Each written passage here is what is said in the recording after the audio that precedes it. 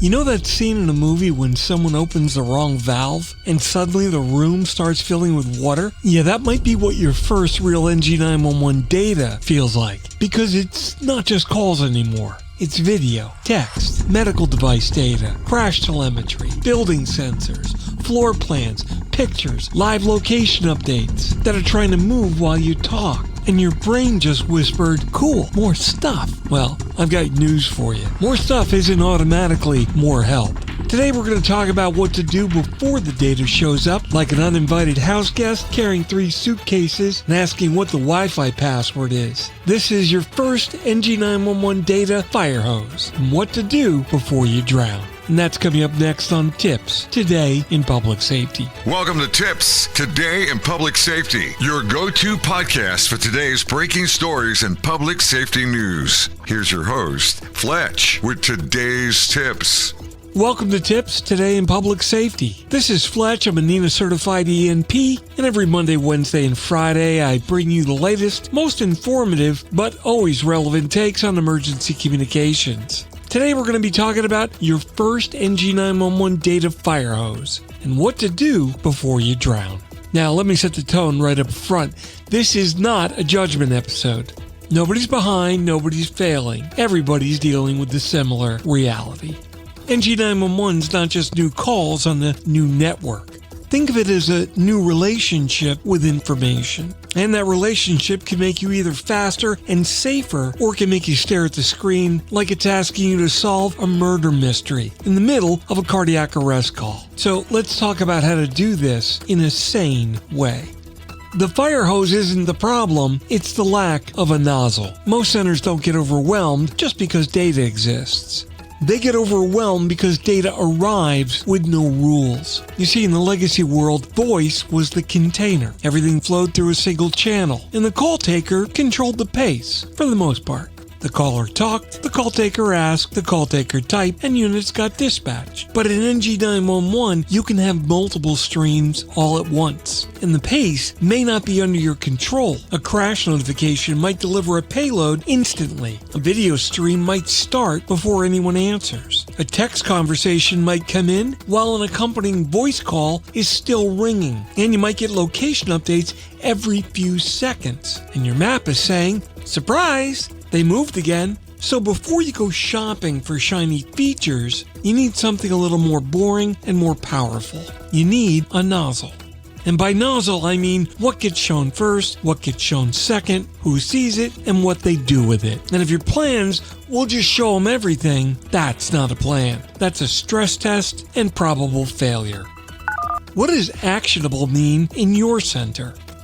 Here's the quiet truth that nobody wants to put on the brochure. Most data isn't immediately actionable. Not because it's bad data, but because the moment is wrong. A floor plan can be golden, but not if it's buried under 3 tabs, hiding behind a login, and the call taker is trying to confirm if someone is breathing in 8 seconds.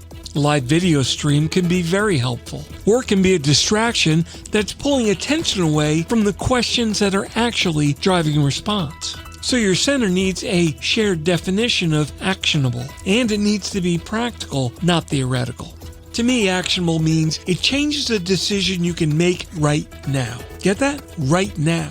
Not later, not in the after action report, not in a training fantasy where you've got unlimited staffing and perfect internet. You see, if a data element doesn't change a decision in the moment, it doesn't need to be screaming for attention in the moment. But that doesn't mean you throw it away. It just means that you manage how you bring it into the workflow. And this is where you protect your people. You give them permission to prioritize the call, not the chaos. The first-minute workflow, surviving reality. If you want to avoid drowning, you need a first-minute workflow that doesn't depend on superhero memory.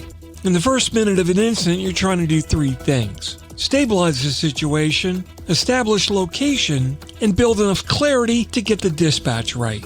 Next generation 911 data needs to support that mission, not compete with it. So think about that first minute like triage.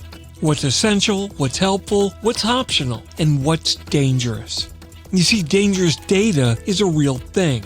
And I'm not talking about it's malicious. I'm talking about it misleading. A shaky video angle that makes something look like a weapon. An automated alert that's just wrong. A sensor with an erroneous trigger based on the wrong condition. Or an approximate location that's off just far enough to make a difference. Or a caller sending a picture from yesterday because humans are humans. Your first-minute workflow needs to include one simple mental checkpoint that saves careers. Do I trust this data because it's true, or do I trust this because it's loud?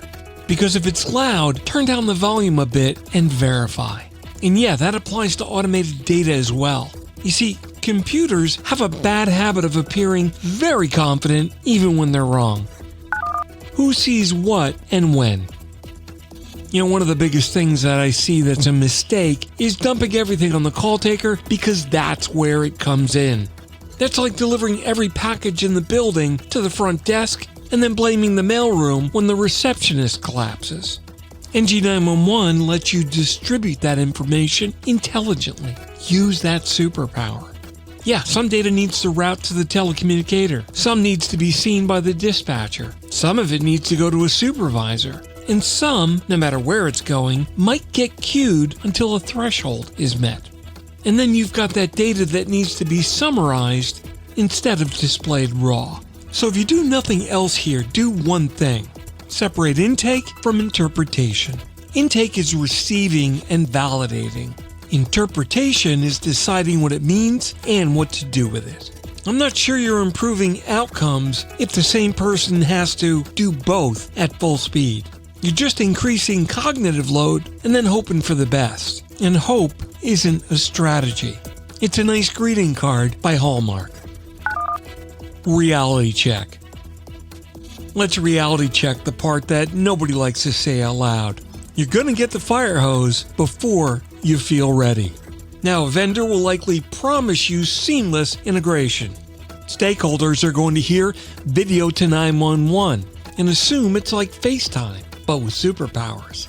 And I'll guarantee you someone's going to say, well, the younger staff will love it, as if being 24 automatically grants you the ability to process 6 streams of data during a homicide. Now, your workforce is not the problem. The design is the problem.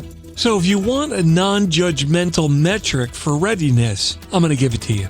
If you cannot explain in plain language what your center does when a video, a text, and a crash data payload all arrive at the same time, you're probably not ready.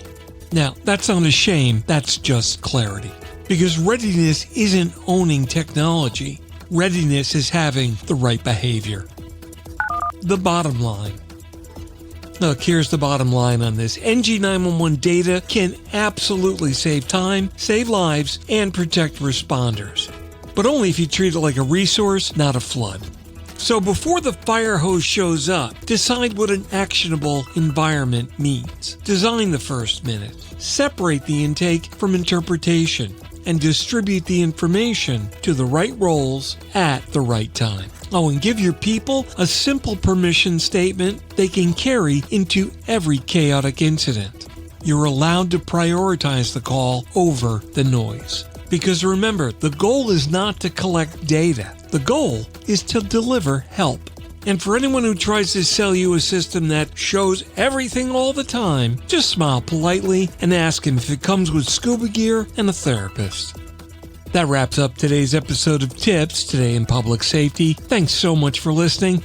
I hope I opened your eyes a little bit wider and you see the bigger issues. For more updates and insights, remember to follow me on social media at Fletch911 and visit 911tips.com for a complete archive of all my previous episodes. My blogs are available online at Fletch.tv and my professional website is at Fletch911.com. Stay safe. Thanks so much for listening. And if you're in public safety, thanks for what you do every single day. Take care. We'll catch you next time. You've been listening to TiPS, Today in Public Safety, your go-to podcast for today's breaking stories and public safety news. Hosted by Fletch and available every Monday, Wednesday, and Friday. Catch past episodes on 911tips.com. Be sure to like and subscribe, and remember to join us each week for the latest on NG911.